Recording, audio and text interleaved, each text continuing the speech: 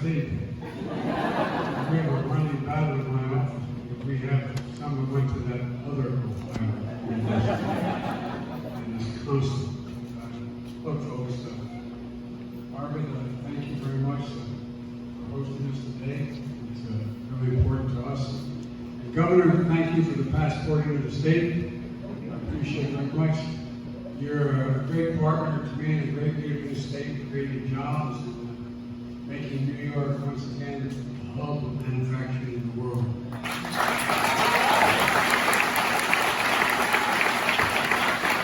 I couldn't be here today, but we have two special thanks to you, New York's two great senators, Majority Leader Chuck Schumer, who never tells you what's on his mind. He's done a hell of a job. And Senator Joe Brand, she's done a great job as well. It's great to be here with the Hudson Valley Congressman, Sean Patrick Maloney. Sean, probably Junior Finnegan's son, as much as know. And also Paul Tanko, another Irishman. I'm only kidding, obviously, but I just want you to know that, anyway, the newest member, Pat Ryan, who proved wrong, elected in August.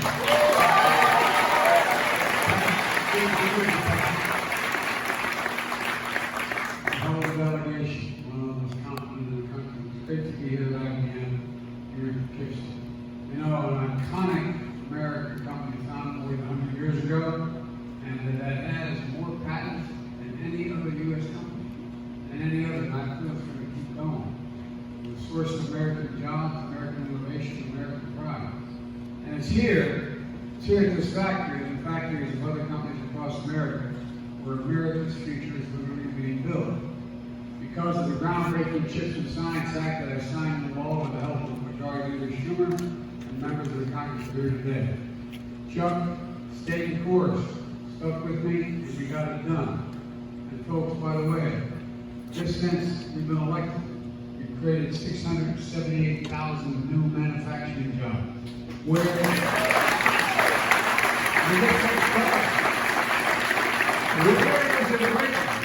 we can't lead manufacturing in the world. I don't know where that's written. That's one of the things the CHIPS Act is going to change.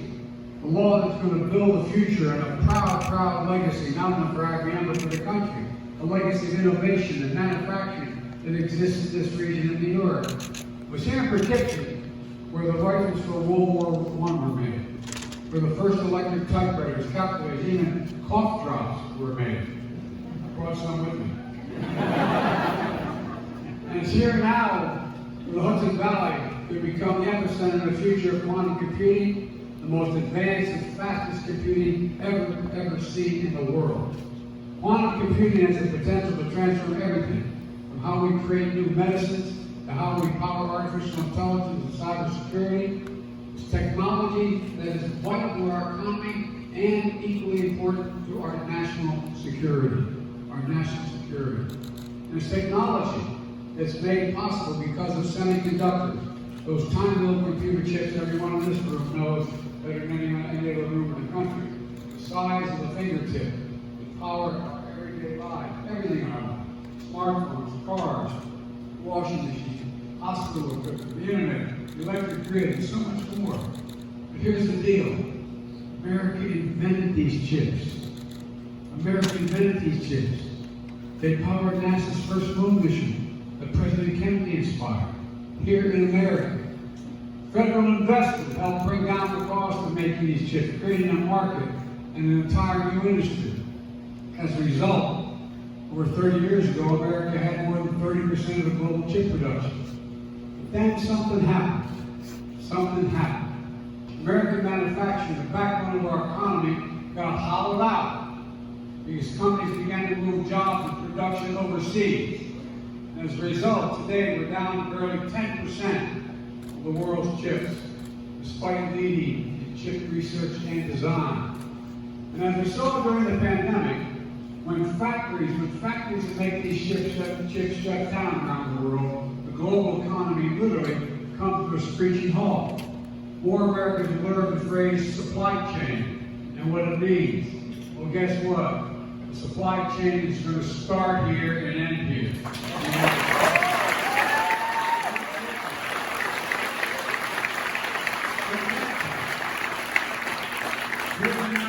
One-third of the core inflation last year. The core inflation last year was due to higher prices of automobiles.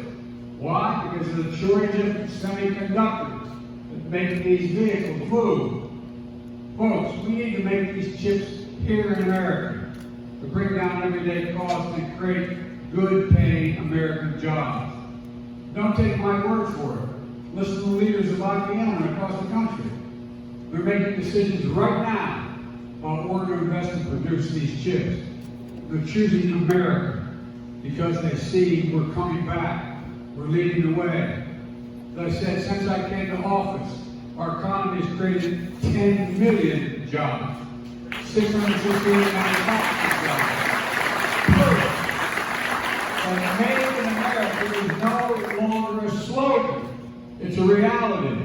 And the Chips and Science Act makes historic investment in companies to build advanced manufacturing facilities here in America. Since I signed into law last summer, we've seen incredible progress.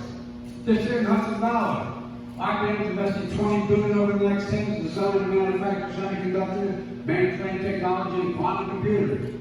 In Syracuse, the company Micron announced it's going to invest $100 billion over the next 20 years to build factories to make special memory chips. You have to explain to you all what a memory chip is. Those chips that store information on your smartphone, among other things. It's going to create 50,000 jobs and create an increase in America's share of the memory chips, increasing by 500%. That would be the largest American investment of its kind ever. And folks, last month, I was outside Columbus, Ohio, where Intel is investing $20 billion to build a semiconductor factory on 100 acres of land that I've dubbed as a field of dreams. It's going to create 10,000 good-paying jobs, union jobs.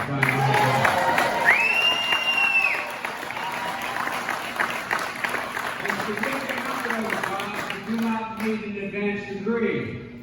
You do not need an advanced degree. So you can have people who are usually wearing blue collars who are going to be making an average $120,000 a year.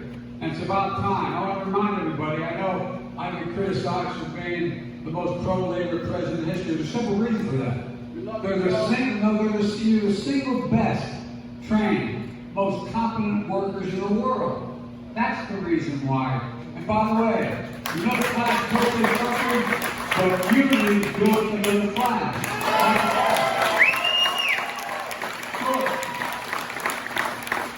Global Foundry, Poughkeepsie, they've announced a $4 billion project to produce chips in America that otherwise have been made overseas. Poughkeepsie is one of the largest chip designers and planning to boost production up to 50% in the next 5 years.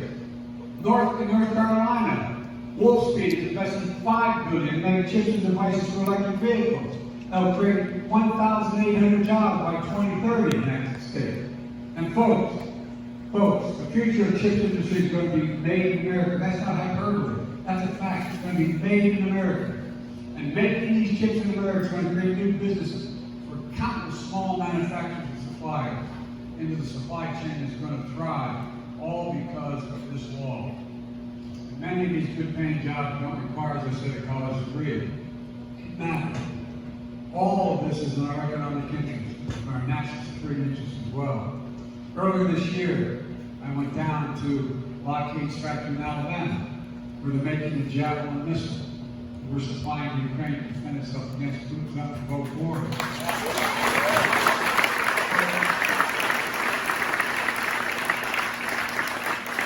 And I'm able to cut off significant pieces of manufacturing needs they have to make their weapons that are not getting from the United States. That's a different story. We need semiconductors not only to make these Javelin missiles, but also weapon systems in the future that are going to rely even more on advanced chips. Unfortunately, we produce 0% of these advanced chips today.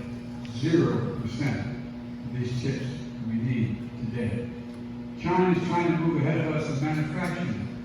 It's no wonder, literally, the Chinese Communist Party actively lobbied against the Chips and Science Act that I've been pushing in the United States Congress. The Communist Party of China is lobbying in the United States Congress against passing this legislation. Unfortunately, some of our friends on the other team bought it. The United States has to lead the world in producing these advanced chips. This law is going to make sure that it will. And to be clear, the Chips and Science Act is not handing out blank checks to companies. I've directed my administration, I want you to listen to this, to be laser focused on the guardrails that are going to protect taxpayers' dollars. We'll make sure the companies partner with unions, community colleges, technical schools, and offer training and apprenticeship. We're going to make sure to work small and minority-owned businesses get to participate. We're going to make sure the companies that take these taxpayers' dollars do not turn around and make investments in China, investments that undermine our supply chain and national security.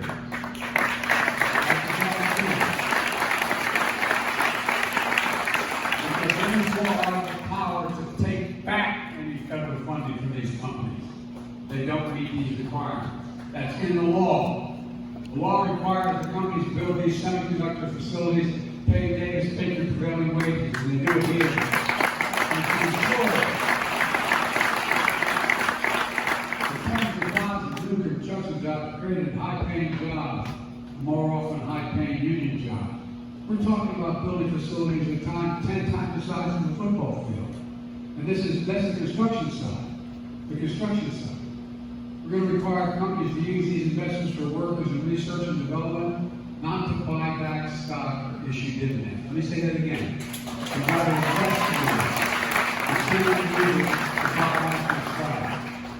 Look, finally, this law is about more chips. It's about science as well. Decades ago, the United States used to invest 2% of our GDP in research and development. That let us create everything from the internet to GPS. We, the United States, invested in research and development. Today, we invest less than 1%, about 0.7%. We used to rank number 1 in the world in research and development. Today we rank number 9. China was 8 a decade ago. China now is number 2. And other countries are closing as fast. So the Chips and Science Act sets us on a path to move up again.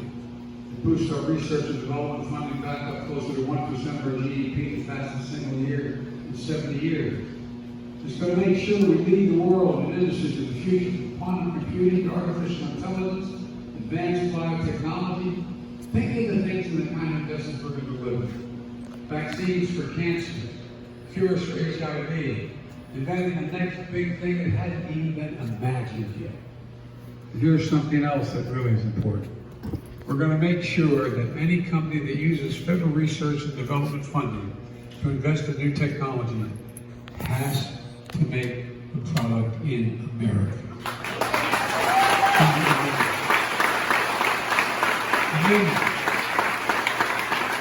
That means we'll invent it in America and make it in America.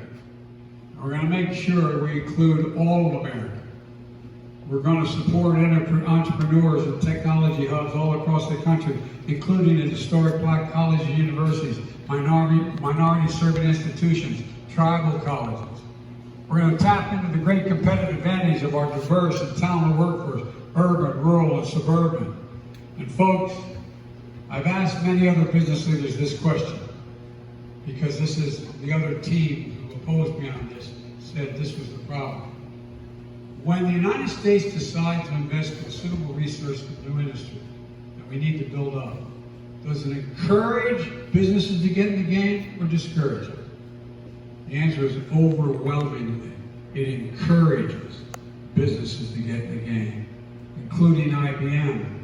Federal investments attract private sector investments, creates jobs, it creates industries, and it demonstrates we're all in this together.